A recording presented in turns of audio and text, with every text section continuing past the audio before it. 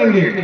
जो गाजीपुर का रास्ता संदीप भैया बताते हैं, वो कह रहा है कि माँ मुझे बदला लेने जाना है और मुझे उस दुश्मन के बच्चे को पढ़ाना है कि दुश्मन का बच्चा कम से कम सही रास्ते पे है। और दूसरा एक और गाना मशहूर हुआ था इस देश का कि बड़ा दुश्मन बना फिरता है बच्चों से जो डरता है। मतलब ये सरकार उन बच्चों से डर रही है। ये सरकार स्कूल को नहीं, इन बच्चों से डर रही है कि बच्चे यहाँ के जब पढ़ते हैं तो डॉक्टर बनते हैं, इंजीनियर बनते हैं, नेता बनते हैं, साइंटिस्ट बनते हैं। और वो जानती है कि ये देश में अगर 27,000 स्कूल बंद होंगे तो इस देश में कितने लोगों की भविष्य खत्म कर दिए जाएंगे। हमारे आदमी साहब कह रहे थे, इनके शेर में था, इनकी कविता में था कि सपना सुनहरा सपना, हम सब लोग एक सुनहरे सपने को देख करके हुए हैं। हम ये राजशेखर है, ये दिल्ली यूनिवर्सिटी में पढ़े हैं, हम भी दिल्ली तक पढ़े हैं। ये संदीप भाई कैलिफोर्निया और एक और विश्वविद्यालय, हम तो भूल जाते हैं कि कहाँ दुनिया में पढ़े हैं। और भैया से मैं बात कर रहा था कि अमेरिका में कैसे लोग खाते हैं पीते हैं, लेकिन क्या लगा कि ये भी लौटे, ये भी लौटे, हम भी लौटे, वीरेंद्र भाई भी PhD से पढ़े लौटे। इस बात को लेकर जब कोरोना में हमने देखा, हमारे मजदूर भाई लगातार मुंबई, कलकत्ता, दिल्ली से पैदल चल के आते थे और तब हम लोगों ने एक नारा दिया, हमारे नसों में किसानों का खून बह रहा है, मजदूरों का खून बह रहा है और हमारा एक भाई भी पैदल चलता हुआ भाई भूखा नहीं रहना चाहिए। साथियों, ये अगर स्कूल बंद हुआ और जो तमाम स्कूल बंद होते जा रहे हैं, मैं बता रहा हूँ, अभी इस दौर में जहाँ बैठे हैं यहाँ पर बहुत बड़ी तादाद ऐसी है जिसके बच्चे इंटर और ग्रेजुएशन, अभी विद्यालय महाविद्यालय तक नहीं पहुंच पाए हैं। यूनिवर्सिटी तो बहुत बड़ी बात हो जाती है। अभी बच्चे कह रहे थे कि इसके स्कूल में पढ़ रहे हैं। तो मुझे लगता है कि संदीप भैया जिस बात को कह रहे थे, और मैं उसी के साथ एक चीज और, संदीप भैया जो आप कह रहे थे कि यहाँ पर खेल का मैदान हो, यहाँ पर जो कह रहे थे कि जोकर जी यहाँ पर गौशाला खोले, मैं तो ये कहता हूँ, क्या आपके गांव में सभी के पास भूमि है, सभी के पास आवास है? जब सभी के पास भूमि नहीं है, सभी के पास आपके गांव में आवास नहीं है, तो अंबानी के लिए यहाँ पर कोई कंपनी या उसका घर बनाने के लिए सरकार कैसी जमीन दे सकती है? इस जमीन पर सबसे पहला किसका होगा? आपका, ग्रामवासियों का, किसानों का, मजदूरों का हक होगा। ये सरकार पट्टा देती है। अभी अपने साथी लगातार इस सवाल को उठा रहे हैं कि लगातार 70-80 के दशक में पूरे देश में भूमिहीनों को पट्टा दिया गया और इस पूर्वांचल एक्सप्रेस के किनारे भूमिहीनों से वो पट्टे वापस ले दिए गए और कहा गया अधिकार।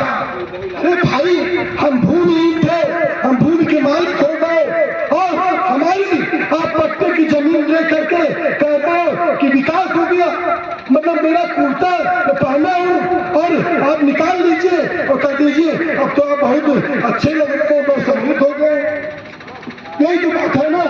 और इस स्कूल की भी, संदीप भैया, इस स्कूल की भी 10 बीघा जमीन इस स्कूल की भी पूर्वांचल एक्सप्रेस में गई, 10 बीघा जमीन, और एक पैसा मुआवजा नहीं मिला। का है कि नहीं? अगर की ग्राम सभा की जमीन थी तो ग्राम सभा की जमीन का दाम ग्राम सभा को मिलना चाहिए था कि नहीं? स्कूल की जमीन थी, स्कूल की जमीन को मिलना चाहिए था कि नहीं मिला। हम कहते हैं ये जो लड़ाई है ये आज की नहीं लड़ाई है, ये आने वाले कल की लड़ाई है। जो किसान आंदोलन में नारा लगता था कि हम फसलों के लिए नहीं, आने वाली नस्लों के लिए लड़ रहे हैं। ये जो बच्चे हैं, मैं साफ कह सकता हूँ कि जो देश मुल्क में हालत है, जो प्राइवेटाइजेशन है, जो निजीकरण है, जो कॉर्पोरेट है, ये बता रहा हूँ, ये बच्चे जो हंस रहे हैं, ये जवानी में रोएंगे। सरकारी नौकरी इनको नहीं मिलेगी, इनकी छोड़िए। आज के दौर में हम इस दौर में जो लोग हैं उनको सरकारी नौकरी, बच्चे बता रहा हूँ, दर्द होगा इसको। लेकिन जो स्थिति है इस देश में, 27,000 स्कूल बंद कर दिए गए। 27,000 स्कूल में 5-5 मास्टर पढ़ाएंगे तो सोचिए कि 1.25 लाख लोग गए, 2 रसोइया गई। बताइए, कम से कम 50,000 रसोइयों की चली गई। हम तो मांग करते थे कि स्कूल में, प्राइमरी स्कूल में आप क्लर्क रखिए, एक कर्मचारी रखिए जो साफ सफाई करे, एक महिला दाई रखिए जो छोटे बच्चों की देखभाल करे। वहां तो 75,000 नई नौकरियां मिलती, यहाँ तो आपने 2 लाख से अधिक की नौकरियां खत्म कर दी। मैं बड़ा बात नहीं करूंगा, लेकिन इस बात को लेकर है कि मैं आप लोगों को मैं बहुत धन्यवाद देना चाहता हूं। और मैं बताना चाहता हूं, आप लोग आजमगढ़ के सबसे जागरूक किसान और मजदूर हैं, और आप अपने लिए ताली बजाइए।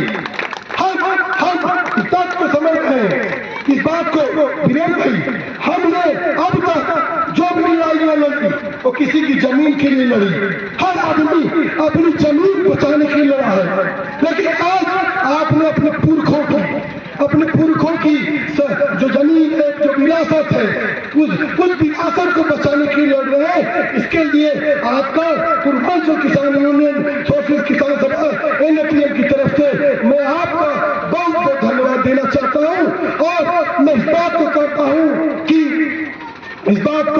कि जो संदीप भैया जो आपको कहे, जो फुटबॉल वाला मामला था, या जोखन पाल जी का जो मामला था, या मैंने एक बात कहा है कि इस गांव में बहुत सारे लोग भूमिहीन हैं, बहुत सारे लोग पर आवास नहीं होगा, आवास के लिए जमीन नहीं होगी। जब आपके पास खुद के लिए खाने के लिए नहीं है तो दूसरों के लिए खाने के लिए क्यों देंगे क्या? नहीं देंगे ना। तो आप इस बात को, मुझे लगता है आने वाले दिनों में देरी नहीं करना है, आने वाले दिनों में फिर से बैठक करनी है और इस बात को कहना है कि तय कर लो 2 बात, या ये पुरखों की विरासत को आप छोड़ के चले जाओ, या फिर ये जमीन के मालिक हम स्कूल के मालिक हैं, हम अपने गांव के मालिक हैं। तुम नहीं तय कर सकते हो बाहर के आकर के, जो तुम कहोगे तुम विधायक हो, सांसद हो, सरकार हो, कोई नहीं, हम बनाते हैं तुम्हें। लोकतंत्र का सबसे बड़ा उत्सव आज पूरा देश मना रहा है। इस दिन हम इस बात का निर्णय कि ये जमीन हम किसी भी कीमत पर नहीं देंगे। दूसरा, मैं इस बात को कह रहा हूं कि वीरेंद्र जी, आने वाले दिनों में देख लीजिए मेरे किसान भाइयों की क्या व्यस्तता है, उसको देखकर आने वाले